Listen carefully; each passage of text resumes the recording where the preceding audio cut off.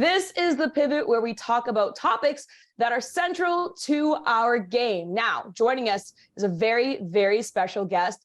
She is the founder of Highlight Her on Bleacher Report, one of the fastest growing women's sports platforms.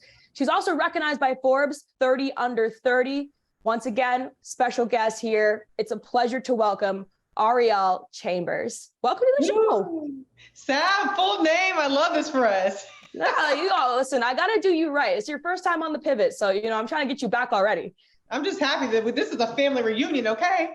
Okay. Listen, anytime that we can talk about women's basketball, I'm pumped. Obviously, you are a prominent voice and face in this space. And so let's just dive right into it.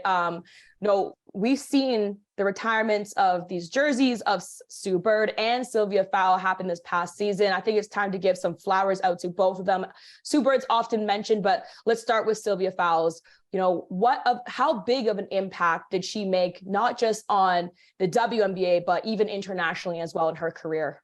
Yeah, so Sylvia Fowles, I'm so glad we're leading with her because she is such a figure that has a presence about her. She's a true center that I think the game is getting away from. And you look at her and you see the history, you see the success, but you see an even greater person that translates into her being a great teammate, translates into her being so coachable and so her ability to mend and mold to exactly what the teams need at the time they need it, while being such a dominant presence, is something that is unmatched. She's a 2-time WNBA champion, 8-time WNBA All-Star, 4-time Olympic gold medalist. So it exceeds just the United States. She just goes on and on and on with her greatness. But what I love most about her is she's a warm presence, but you don't dare cross her on the court because you know what she's capable of. When she was a part of the Minnesota Lynx dynasty, yes, it is a dynasty because they were owned in odd years, 11, 13, 15, and 17. That's a mile more. Right, period. She was a part of two of those dynamic, dominating performances that, honestly, the best rivalry in WNBA history, in my opinion, between the Lynx and the Sparks. But Sylvia's presence will be so greatly missed in the WNBA. Yo, don't get me started about WNBA matchups and eras, because I was playing with that thing in my head earlier today. Houston Comets, but yes, go there.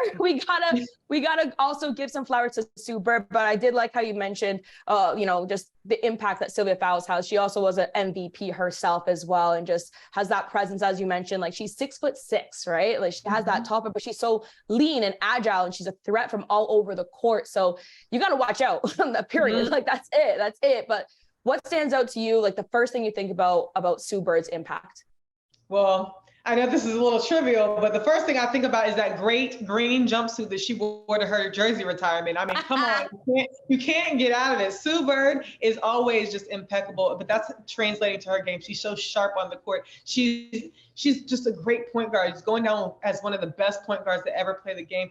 4-time WNBA champ, 5-time Olympic gold medalist. And she won a couple World Cups too with that, and 13-time WNBA All-Star. And she's not one necessarily for individual awards. That's not something that she has gotten over the years, but that's a good testament of how when she plays with these greats, she can still shine herself. And she has made such a lasting impression that she is in the GOAT conversation. She is in somebody that we consider one of the best to ever do it. And I will always remember Sue in particular as grooming people that come through the Seattle Storm system so that they are champions. Everything she touches turns to gold.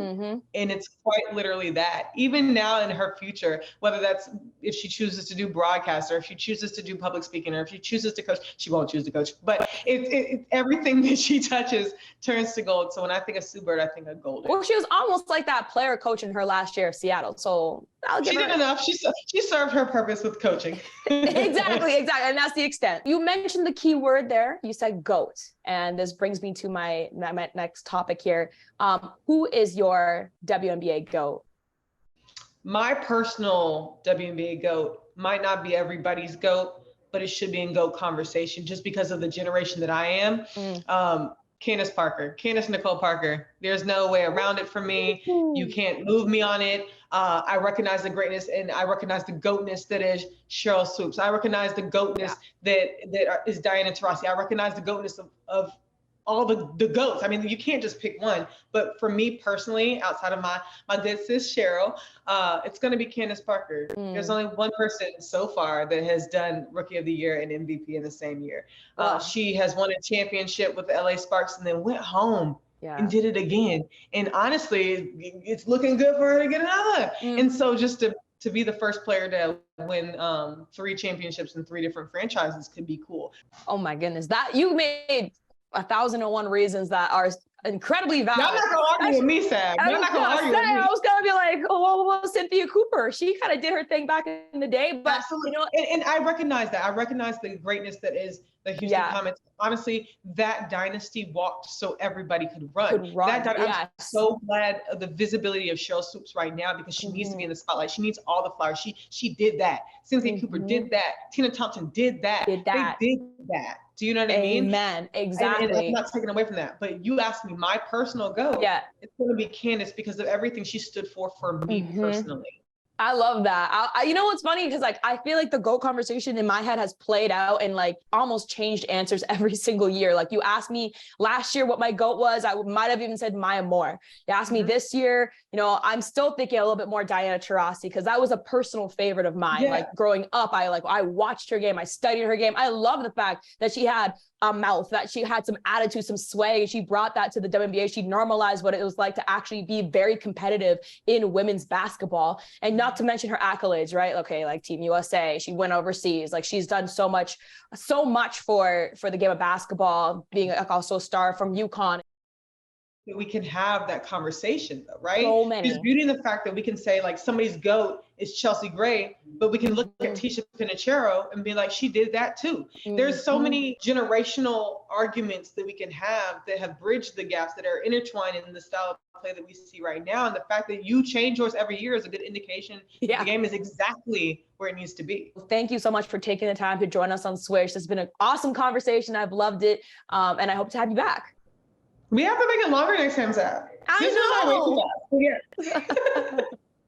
Thank you for having me.